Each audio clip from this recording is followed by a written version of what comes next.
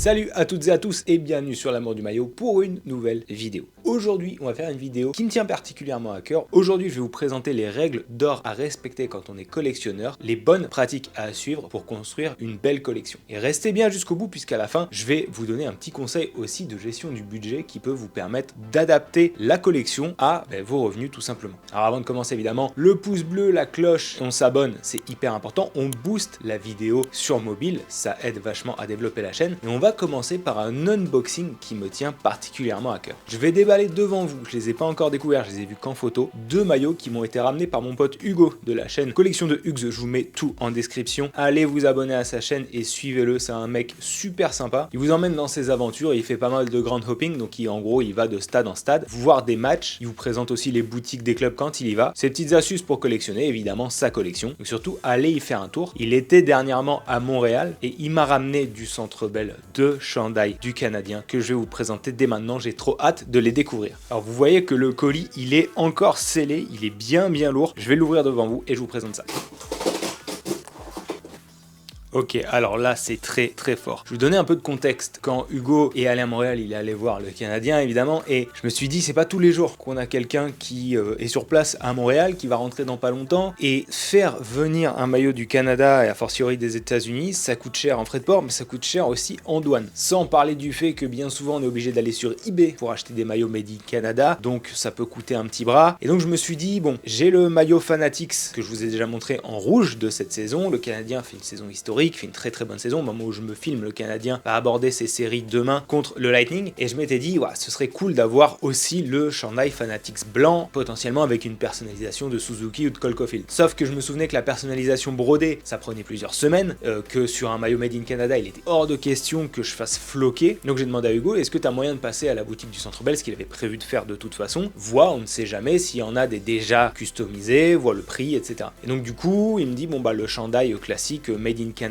donc le Authentic Pro, voilà, c'était 500 $ canadiens, donc bon, c'est pas rien, ça je le savais. Il n'y a pas de déjà personnalisé, s'il y a de la broderie, il faut attendre 4 semaines, donc c'est pas possible. Il me dit par contre, il y a des chandails de match époque Adidas à 300 $ canadiens. Et là je me dis, ah ouais, en plus les Adidas, ils n'étaient pas commercialisés, ça peut faire quelque chose de vraiment cool pour beaucoup moins cher en plus, parce que la personnalisation, en plus du temps, il fallait compter, je crois, plus de 100 $. Sachant qu'en plus de ça, il y a la fameuse taxe à la caisse. Du coup, Hugo m'a dit, il y a tel joueur, et je me suis dit, tu sais quoi, le chandail Fanatics, j'aurais toujours le loisir de l'acheter soit en fin d'année, me le faire offrir à Noël, à mon anniv, peu importe. De toute façon, c'est ça l'avantage en Ligue nationale, c'est que comme l'équipementier ne change pas tous les ans ou que les chandails restent, et du coup on peut se faire plaisir, on peut attendre, on peut repousser, etc. Même si c'est des chandails qui n'ont jamais de promotion. Et donc comme je voulais le blanc et idéalement avec le patch Air Canada, je lui ai demandé il y a qui comme maillot blanc. Et du coup, il m'a ramené ce maillot, ce premier maillot, puisque à la base, c'était pas prévu que j'en achète deux. C'est ce magnifique chandail, vous le voyez, donc le logo NHL, pas LNH sur les chandails blancs, qui sont les chandails utilisés sur la route, porté en match, époque Adidas, par Samuel Montembeault. Alors Montembeault, il fait une saison 25-26 assez mauvaise, c'est très peu probable qu'il soit encore dans l'effectif du Canadien la saison prochaine, mais il a fait un exercice 23-24 et surtout 24-25 plus que respectable. Et le chandail Adidas, je vous avais déjà présenté celui du New York Rangers, j'avais pas celui du Canadien de Montréal à l'époque Adidas. J'en avais vu un sur eBay vierge, donc fallait compter la personnalisation à commander ou alors à envoyer en plus, ça prend des mois et des mois. Là pour l'anecdote, vous verrez en fin d'année 2026 je pense, un gros colis avec plein de maillots qui sont à la customisation, mais ça prend très longtemps. Et comme bon, ça m'intéressait d'ajouter un chandail de chaque marque, chaque couleur du Canadien dans ma collecte, je m'étais dit c'est l'occasion parfaite. Et donc vous voyez ce chandail magnifique, je vous mets les détails à l'écran, porté par Samuel Montembeault, certainement en début de saison. Technologie Prime Green, donc ça c'est arrivé sur la fin d'Adidas, puisqu'au début d'Adidas il n'y avait pas de technologie spécifique. La coupe c'est 58G, G comme goalie, donc c'est la coupe qui est réservée aux gardiens. C'est tout simplement des maillots qui sont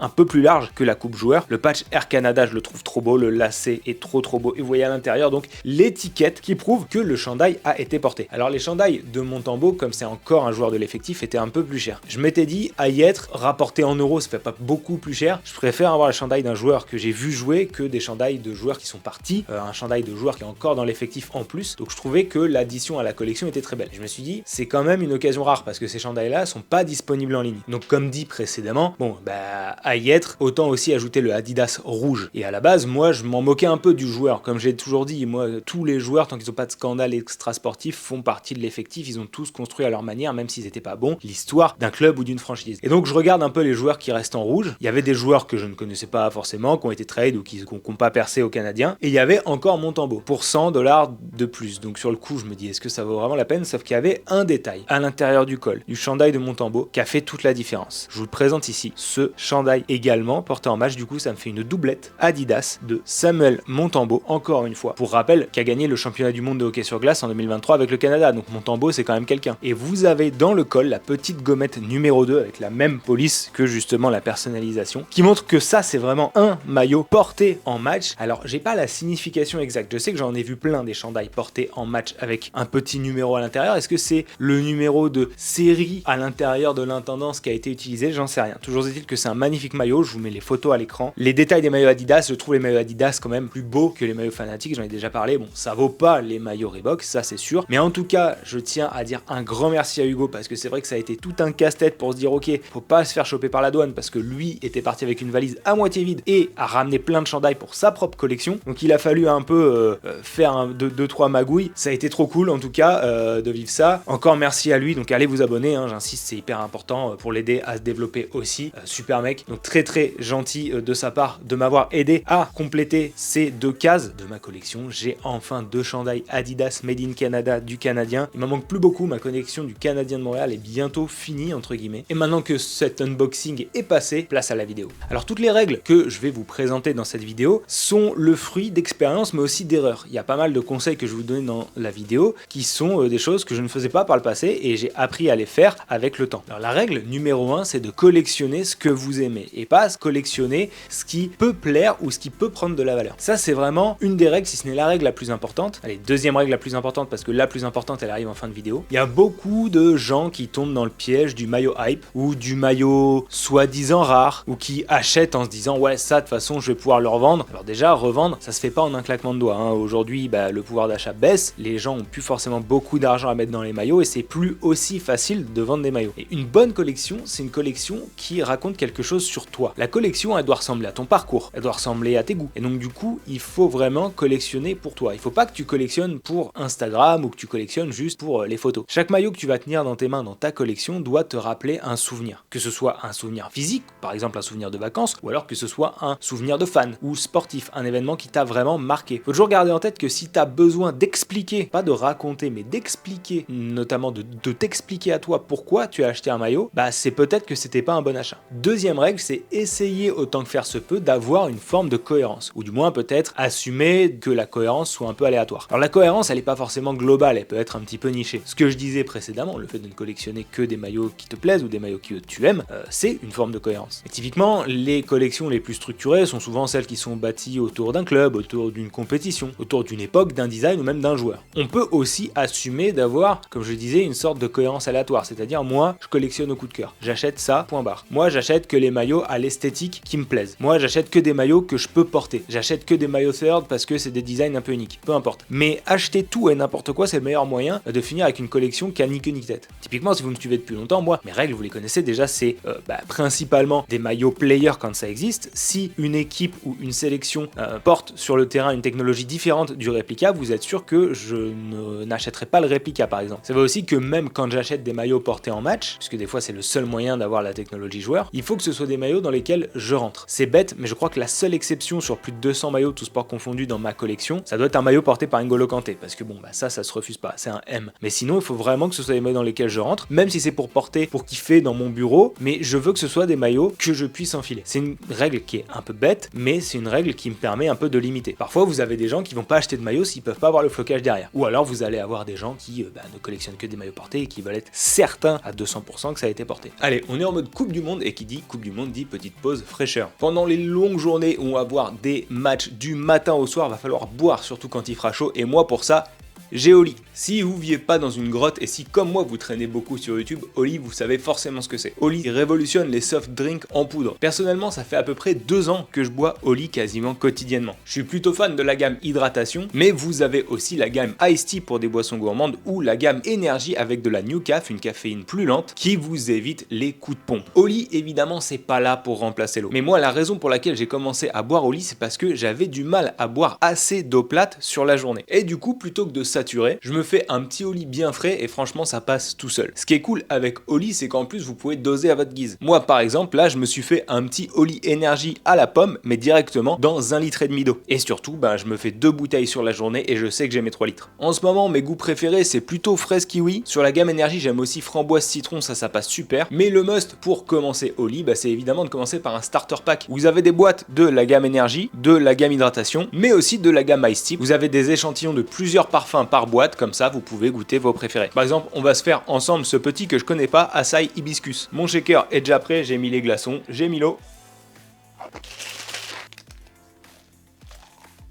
Ouais, franchement, il tue. Ça, c'est un parfum que je vous recommande aussi, du coup, sur la gamme Iced Tea. C'est trop bon. Et je sais qu'à l'époque, j'avais cherché un code de créateur à soutenir pour pouvoir me mettre à Oli et bénéficier d'une réduction. Et donc, si vous avez jamais testé et qu'en plus vous voulez m'aider, et vous avez le code de réduction Amour du maillot qui s'affiche à l'écran avec le QR code. Comme ça, vous me soutenez et en plus de ça, vous bénéficiez de 10% de réduction sur votre première commande. Allez, merci à Oli pour le soutien et nous, on retourne à nos maillots. La troisième règle, c'est que la qualité prévaut sur la quantité. Je vois pas mal de collectionneurs, souvent des amis à moi par exemple, qui sont fiers de se dire voilà, j'ai passé la barre des 400, 500, 600 maillots. Quand on regarde la collection, en fait, on a vraiment que peut-être une cinquantaine de 100 où on se dit waouh, putain, ça c'est vraiment un beau maillot, mais où le reste en fait ça a été acheté, vous savez, souvent à ce prix un peu bâtard de 40, 50 euros, qui fait pas cher, enfin qui représente une belle réduction et qui en même temps reste très cher pour un maillot, enfin un peu banal quoi. Du moins c'est jamais un prix auquel ils arriveront à revendre ce maillot là. Il vaut mieux 20 maillots forts, du moins forts pour vous à vos yeux, que 80 maillots qui vont être oubliables. C'est un maillot que vous allez sortir de votre collègue et dire ouais celui-là il est pas mal. Tu l'as acheté où? Sur Vinted. Justement Vinted, la surutilisation de Vinted pour votre collection peut être un signe d'une collection entre guillemets faible. Encore une fois, ça c'est très subjectif. Mais les achats impulsifs ou la surutilisation de Vinted, et je sais de quoi je parle puisque je suis passé par là il y a 3 ans, fait que c'est pas une collection que vous avez mais c'est plutôt un stock. Règle numéro 4. Alors celle-là, j'y suis confronté assez régulièrement. J'ai des DM de mecs qui achètent des maillots sans savoir ce qu'ils achètent. Je trouve ça exaspérant, on va pas se mentir. Quand vous achetez un maillot et que vous n'êtes pas capable de l'authentifier. La règle numéro 4, c'est connaître ce que vous achetez. Il est très très important de vous éduquer, ok? Vous avez des tas de vidéos sur ma chaîne, mais aussi sur la chaîne YouTube ou l'Instagram ou les sites d'autres collectionneurs ou d'autres vendeurs où vous pouvez vous renseigner. Mais n'attendez pas de créateurs comme moi qui vous répondent ou qui authentifient vos maillots, c'est insupportable déjà. Et en plus de ça, vous progresserez jamais. On voit beaucoup de collectionneurs assez jeunes qui se mettent à ça comme un loisir et qui en fait achètent des trucs et après, a posteriori, viennent envoyer des messages au fait j'ai acheté ça, t'en penses quoi? Est-ce que tu peux m'aider à authentifier? Non, c'est à vous d'authentifier, c'est à vous de vous renseigner, c'est à vous d'aller sur Getty Images et de comparer les photos, c'est à vous d'aller sur Matchworld. En plus, avec Matchworld, vous pouvez avoir tout un tas de photos, de comparer, voilà, d'aller sur les sites, les Instagram des clubs et tout. Ça, c'est un travail que vous devez faire. Si vous achetez des choses que vous ne connaissez pas, non seulement vous êtes voué à faire des erreurs, mais vous êtes voué à faire des erreurs sur le long terme. Un bon collectionneur, il connaît les saisons. Un bon collectionneur, il connaît les versions, Player Boutique, Réplica, Stock Pro. Je vois encore des mecs qui parlent de Stock Pro parce qu'ils ont entendu parler de Stock Pro, mais qui savent pas vraiment ce que c'est. Ou qui viennent parler de Stock Pro sur des clubs comme Malherbe ou sur des clubs où ça n'existe pas le Stock Pro. Faut comprendre une chose, c'est que dans une collection, la connaissance fait prendre de la valeur. Parce que la connaissance, elle va aussi vous aider à gagner du temps sur les autres, à repérer très vite une banane ou un très beau maillot qui est vendu à un prix pas cher, et du coup c'est comme ça que vous allez apporter de la valeur à votre collection. La règle numéro 5, elle peut paraître basique, mais elle n'est pas tant que ça. Faites attention aux faux, ou du moins aux beaux faux. Aujourd'hui, les contrefaçons sont très propres, et surtout il y a des contrefaçons de Stock Pro qui peuvent piéger des gens. Et j'ai des amis collectionneurs très calés sur le sujet qui sont parfois fait avoir avec des faux Stock Pro, parce que de plus en plus de faussaires vont utiliser le bon numéro de série qu'ils vont avoir pris, je sais pas, sur une annonce eBay d'un maillot porté par exemple, et vous allez vous retrouver à payer très cher pour une banane. Et puis surtout, l'éducation, on y revient, un numéro de série fait pas tout. Si vous avez le bon numéro de série sur un maillot fake, après, comment vous allez prouver que c'était pas le bon maillot? Il faut aussi apprendre à distinguer les faux sur d'autres détails du maillot. Typiquement, l'étiquette intérieure qui est thermocollée sur les Stock Pro Nike, elle n'est pas vraiment thermocollée, c'est plus une sorte de encre qui est imprimée dans le maillot aujourd'hui. C'est plus un flex qui est directement appliqué, sauf que sur les faux, c'est le cas. Réussir à comparer, parce que tout apprentissage se fait par comparaison dans la vie, la police d'écriture des étiquettes thermo sur les vrais et sur les faux. Et il est aussi important de pas vous mentir, c'est-à-dire de pas essayer de chercher forcément les similitudes, parce que pour vous convaincre que vous, tout simplement, vous n'avez pas acheté une banane ou vous n'êtes pas fait arnaquer, mais plutôt essayer d'aller chercher les différences, comparer sous différents angles, comparer le placement de l'étiquette authentique en bas du maillot. Tout ça, ça vous évitera de payer trop cher et de vous faire banane, et ça vous évitera aussi de perdre en crédibilité. D'ailleurs, en parlant de crédibilité, bien souvent dans le monde de la collection, il y a ce qu'on appelle l'effet Dunning-Kruger, c'est-à-dire de jeunes collectionneurs, pas forcément en âge, mais des gens qui se sont mis à la collection il y a pas longtemps, qui ont appris 2-3 astuces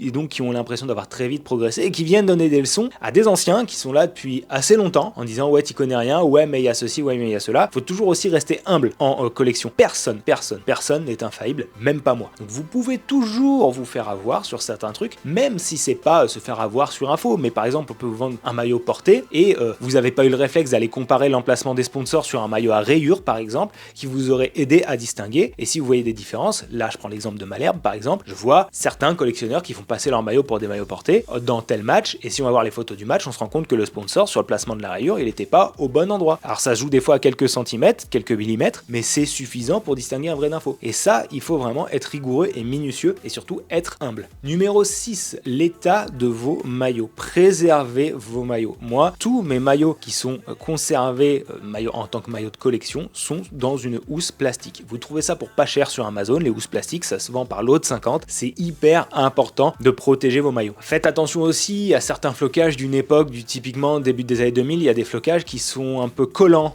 du coup qui peuvent se coller à d'autres maillots. La housse plastique a l'avantage de protéger le maillot qui va être devant ou derrière dans votre portant, mais par exemple le flocage peut très bien aller se coller sur la housse plastique. Donc faites attention à ça, régulièrement checkez vos maillots, et là je parle d'expérience puisque moi j'ai 2 maillots de collection où les flocages se sont collés entre eux, et franchement c'était du beau maillot, et autant vous dire que j'étais très dégoûté, même si j'ai limité les dégâts, il y en a eu un petit peu et j'ai été dégoûté. Ça vous évitera par exemple de craqueler vos sponsors, donc ça c'est pareil, l'entretien de vos maillots. Évitez de les laver, si vous les portez pas, les lavez pas du tout. Si vous les portez, évitez de porter des maillots qui sont vraiment de la collection, et si vous les lavez, c'est à l'envers, à la main, au pire dans un programme lavage à la main, mais dans un filet de lavage. Bref, c'est hyper important de faire attention à vos maillots, parce qu'un beau maillot abîmé devient un mauvais maillot tout simplement. Règle numéro 7, le flocage. C'est soit un détail, soit ça peut faire de votre maillot une pièce maîtresse. Alors j'ai une vidéo sur les flocages qui est dans les tuyaux, elle est déjà tournée, je ne sais pas si elle paraîtra avant ou après celle-ci sur ma chaîne, mais en tout cas un même maillot, donc un maillot banal potentiellement, peut devenir iconique avec un bon flocage. Votre maillot banal, réplica, si il a un flocage d'un joueur de légende, d'un coup il devient maillot iconique. A l'inverse, votre maillot avec votre prénom floqué derrière, ça devient un maillot de merde. Faites juste attention à 3 points, évidemment les mauvaises repros, on en voit beaucoup sur les France 98, les France 2000, les France 2006. Aujourd'hui, je pense que 9 maillots sur 10 France 2006 ont un faux flocage dans le dos. La police est bien reproduite, donc ça pose pas forcément de problème d'un point de vue du style, et si vous êtes ok avec ça pour votre collection, il n'y a pas de problème. Mais pensez-y au moment d'acheter, parce qu'on en revient aux achats intelligents. Si c'est pour faire ça, vous avez meilleur compte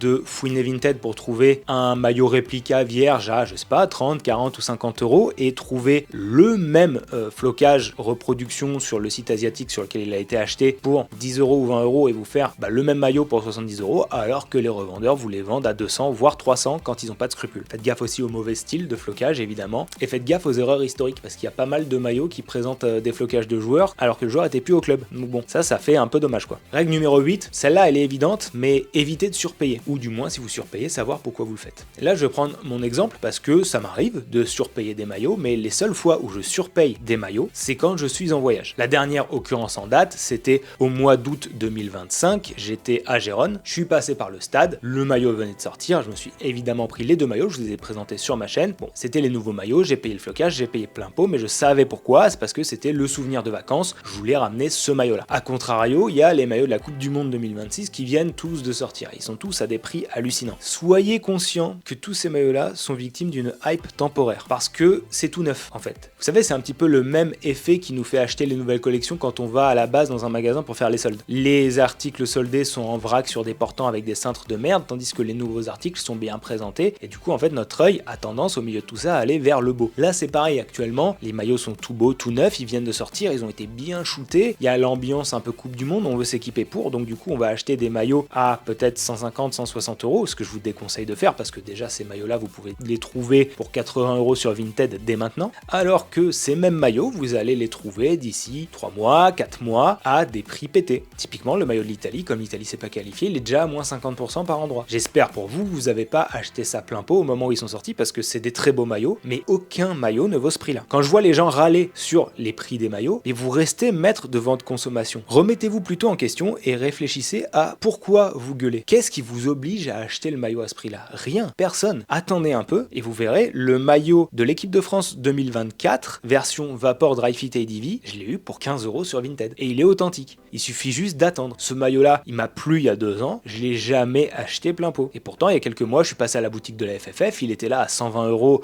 au lieu de 160. Sur le coup, on a l'impression de faire une affaire, mais c'était hors de question. Aujourd'hui, vous avez plein de contenus, notamment des contenus courts sur TikTok ou en format short, qui vous présentent les nouveaux maillots, vous les voyez, vous êtes là, waouh, c'est vraiment ouf et tout. Et puis en fait, au bout de 3 mois, 4 mois après une compétition, vous vous y êtes habitué. L'effet de nouveauté est passé. C'est pas pour rien que les clubs mettent souvent le maillot de la saison prochaine au dernier match de la saison. C'est parce qu'ils arrivent à un moment où justement ils vont avoir besoin de faire des ventes avant une période creuse qui est la trêve. Et vous arrivez en fin de saison, un petit peu usé psychologiquement, et surtout vous avez vu le même maillot pendant des mois et des mois. Donc là d'un coup, vous avez l'effet de nouveauté, il fait beau, c'est l'été, la fin de saison, vous faites plaisir et boum, vous achetez le nouveau maillot plein pot alors que vous attendiez quelques mois, vous aviez déjà une réduction. Un bon collectionneur se méfie de la rareté artificielle. Un bon collectionneur connaît le marché et un bon collectionneur sait attendre. Le bon prix d'un maillot, c'est celui que tu regretteras pas dans 6 mois. Aujourd'hui, les maillots que j'ai surpayés en voyage, j'ai aucun regret, je regrette aucun centime. Par contre, c'est arrivé que j'achète des maillots sur les sites des marques officielles dès leur sortie et quelques mois après, quand je les voyais à moins 50% ou alors que je voyais qu'ils étaient sur Vinted en mode officiel, pas les contrefaçons pour beaucoup moins cher, je me disais pourquoi j'ai fait ça. Règle numéro 9, prendre soin de ses maillots. Ça rejoint ce que j'ai dit précédemment. Évitez les lavages agressifs, évitez l'humidité, le stockage de vos maillots c'est hyper important et évitez surtout les cintres métalliques. Je vois encore des collectionneurs aguerris mettre leurs maillots sur des cintres métalliques. Après vous allez vous retrouver avec des marques sur les épaules, vous savez les mêmes que les maillots Nike qui viennent de sortir et à moins d'avoir un bon défroisseur, ça peut rester à vie. Chez Action, vous trouvez des cintres ronds en plastique pour pas cher, des lots de 10 à 1 euro ou 2 euros. Ça fait très bien le taf sur les maillots de foot. Sur les maillots de rugby ou de hockey, c'est un peu trop léger, mais même pour ça, moi j'achète des cintres en bois, pareil chez Action, à bout rond toujours, contour rond, et pour les maillots en lycra ou qui ont tendance à marquer, essayez de prendre des cintres assez épais. Apprendre à conserver ces maillots, ça fait aussi partie du loisir de collectionneur. Règle numéro 10, faites en sorte que votre collection raconte une histoire, a fortiori une histoire sur vous. Les meilleures collections, elles ont une narration, une identité et une logique. Typiquement, vous pouvez collectionner les maillots des années 90 de gardiens, ou les maillots iconiques de Coupe du Monde, ou encore même des designs ratés mais qui sont restés cultes. C'est en ayant une histoire, perso idéalement sur chaque maillot, que vous allez construire une belle collection. Règle numéro 11, les collections ne se comparent pas. Et ça, c'est un truc qui me tient vraiment à cœur. On voit de plus en plus fleurir des sites ou des applis sur lesquels les gens postent leurs collections et on peut les noter. C'est horrible et hyper pervers comme méthode. Parce que ça veut dire quoi? Si vous êtes jeune et pas forcément solide psychologiquement, et que vous, de votre côté, vous êtes fier de votre petite collection, vous la mettez en ligne, et vous avez des rageux ou des mecs qui sont des gros nazes tout simplement, qui viennent et qui vont allumer votre collection. Parce que c'est que des réplicas, donc ils vont mettre 2 sur 10 ou 2 sur 20. Ça va faire quoi? Vous allez juste complexer de votre collection? C'est censé être un kiff en fait. Arrêtez de comparer les collections. Et le problème, c'est ça, c'est l'effet Instagram. Avant, on avait des belles collections sur les blogs où on collectionnait pour nous. Le problème, c'est qu'aujourd'hui, comme les collections sont partagées, on veut faire comme l'autre. Et ça, attention, c'est pas que les jeunes collectionneurs qui peuvent en être victimes. On voit notamment du côté de certains gros clubs des collectionneurs qui ont des collections déjà pas mal, du stock pro avec des beaux flocages, ce genre de choses, sauf qu'ils voient d'autres collectionneurs avoir des maillots portés en match et ils se disent non, mais moi, je veux faire des likes, je veux que ma page Instagram soit vue, donc du coup, ils vont troquer tous leurs maillots stock pro, ils vont se ruiner sur des maillots portés avec la preuve qu'ils ont été portés juste pour faire les beaux. Et ça sert strictement à rien. Une collection, encore une fois, ça ne se compare pas. On peut tout à fait se dire ça, moi, ça m'intéresse pas parce que si ou ça, mais l'important, c'est que vous kiffiez vous. Arrêtez de partager votre collection si vous complexez du fait qu'on vous note ou qu'on vous dise ça, c'est de la merde. Des fois, on va avoir des collections énormes ou des pièces à des centaines d'euros, même des vitrines parfaites, des beaux Instagram. Et du coup, on va se comparer. C'est la raison pour laquelle vous m'entendez jamais ou très rarement parler d'argent, parce que je ne veux pas que ce soit un problème. Quand les gens regardent mes vidéos, quel que soit leur budget, et le budget on va y revenir, je veux qu'ils apprécient de voir des beaux maillots, tout comme moi, je kiffe regarder des mecs kiffer leurs maillots sur YouTube ou sur Instagram. Ça me fait plaisir de partager le même loisir, mais je veux pas que les gens se disent je ne peux pas collectionner parce que j'ai pas les moyens. C'est pas vrai. Laissez les débiles jouer au concours de quéquette avec leur collection et collectionner pour vous faire plaisir. N'oubliez jamais qu'on a tous des budgets différents, que les budgets ça évolue, qu'on a tous tous des accès différents, parce que en construisant des réseaux, que ce soit pro ou de collectionneurs, on a des connaissances, et qu'on a une ancienneté différente. Moi je le répète encore une fois, j'ai jamais marqué de début à ma collection, j'ai fini par m'en rendre compte avec le temps, mais mon tout premier maillot, je l'ai eu en 2001. Je suis de 91, donc j'avais 10 ans. Et rien qu'arrivé au collège, j'avais déjà une bonne dizaine, quinzaine de maillots. Mais pourquoi? Parce que c'était mon kiff et que j'étais un geek de ça. J'achetais des magazines juste pour éplucher les catalogues et justement me renseigner. Et à l'époque, il n'y avait pas forcément de réseaux sociaux et tout, et on se comparait pas en fait. Juste on kiffait, on voyait un mec au collège avec le maillot d'Arsenal ou de telle équipe ou telle équipe, on se disait ah ouais c'est trop cool. Une collection c'est juste personnel et c'est pas une compète. Ta collection elle est pas moins bien, elle est juste différente. Et en fait comparer les collections c'est un petit peu comme comparer les goûts musicaux en fait, ça n'a pas de sens. Donc oubliez jamais ça. Et ça m'emmène sur la règle numéro 12 qui va être la dernière de cette vidéo et qui est la plus importante. Ne dépensez jamais l'argent que vous n'avez pas. Si vous arrivez à vous endetter pour acheter des maillots, c'est qu'il y a un problème. Si vous en arrivez à être dans la merde parce que vous achetez des maillots, c'est qu'il y a un problème. Faites super attention, une collection, c'est addictif. Et une collection, ça peut devenir impulsif et irrationnel si on n'est pas dans le contrôle de cette addiction. En plus de ça, on est à une époque où il y a Vinted, où il y a eBay et qu'il y a des drops illimités un peu partout. Donc on a vite tendance à tomber dans ce qu'on appelle la FOMO, la Fear of Missing Out, c'est-à-dire la peur de manquer. On peut vite acheter parce qu'on a l'impression que c'est rare, parce qu'on a l'impression que ça va monter, ou parce qu'on a l'impression qu'on retrouvera jamais même maillot. Si vous comparez au fil de votre expérience de collectionneur le nombre de fois où vous avez pensé que vous manquerez un maillot et le nombre de fois où ça s'est vraiment avéré, où vous avez jamais revu ce maillot, vous verrez que c'est pas si courant que ça. Bon, il y a évidemment des maillots que je regrette de pas avoir acheté à une certaine époque, et encore avec le temps, comme ma collection a évolué et que ma façon de penser ma collection a évolué, aujourd'hui c'est plus des regrets. Mais je l'ai regretté pendant un petit moment par exemple. Mais c'était très minime. Parce qu'en fait, me connaissant maintenant, ça se trouve c'est des maillots que j'aurais fini par revendre. Pareil, dans ce que j'ai fini par revendre, il y a peut-être 1 ou 2 maillots que je regrette d'avoir revendu sur la quantité de maillots que j'ai revendus depuis que je collectionne. Parce que oui, j'achetais et je revendais déjà certains maillots qui me plaisaient plus, pas pour faire un profit forcément, mais dès le collège en fait, même avant le Bon Coin, ça m'est arrivé en fait des maillots dans lesquels je rentrais plus pour en racheter un autre, et je le revendais à un pote, je demandais à mes potes si ça les intéressait ou ce genre de truc. Oubliez jamais qu'un maillot ça reste un objet et ça doit pas être une priorité. Oubliez pas non plus que la collection c'est une passion et qu'une passion qui vous met en difficulté, c'est plus une passion, ça devient un problème. Et au bout du compte, il y a vraiment aucun maillot qui vaut un découvert bancaire. Et justement, si vous voulez vous fixer un budget, avec le temps, moi, j'ai fini par trouver un peu mon rythme. Et j'ai remarqué que le budget qui m'allait bien tout au long de ma vie, même quand j'étais étudiant et que je touchais très peu de bourse et que je devais bosser à côté, même quand j'avais pas une thune, puis ensuite quand j'ai commencé à bosser et que j'en avais un peu, puis ensuite quand j'ai commencé à bien bosser et à gagner relativement correctement. La règle, c'est toujours de respecter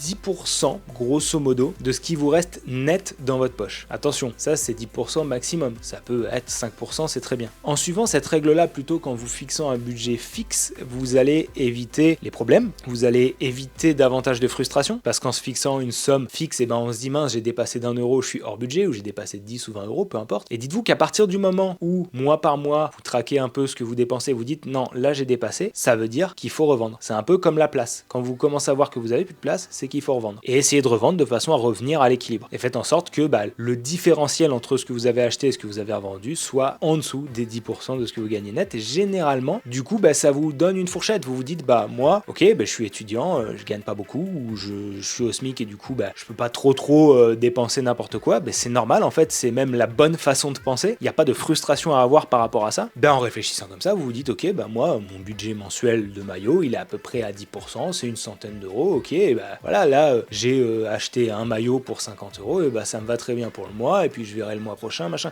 Il faut pas que ce soit une addiction, il faut pas aller sur tous les maillots, tout et n'importe quoi, et surtout, ne pas dépenser l'argent que vous n'avez pas, parce que ça peut un peu comme être au casino, quoi. Vous pouvez très vite vous retrouver ruiné, et pas réussir à revendre les maillots comme vous pensiez que vous les revendriez. Voilà, c'est tout pour moi aujourd'hui, j'espère que cette longue vidéo vous a plu, dites-moi en commentaire s'il y a des règles dans lesquelles vous vous reconnaissez, s'il y a des règles que vous vous fixez et que j'ai pas mentionné par exemple, ça peut être intéressant. Oubliez jamais qu'une collection en vrai c'est jamais vraiment fini. Collectionner les maillots c'est une passion qui est vraiment très cool, c'est d'ailleurs le cœur de ma chaîne et c'est ce qui m'a lancé sur YouTube, mais il faut que ça reste une passion saine. C'est pas une course, c'est pas une comparaison et surtout ça doit pas entraîner de problèmes financiers. Allez, je vous laisse ici, je vous remercie d'avoir regardé jusqu'au bout, abonnez-vous, likez la vidéo, boostez-la si vous êtes sur mobile, c'est hyper important et nous on se retrouve très vite pour reparler de maillots. Ciao.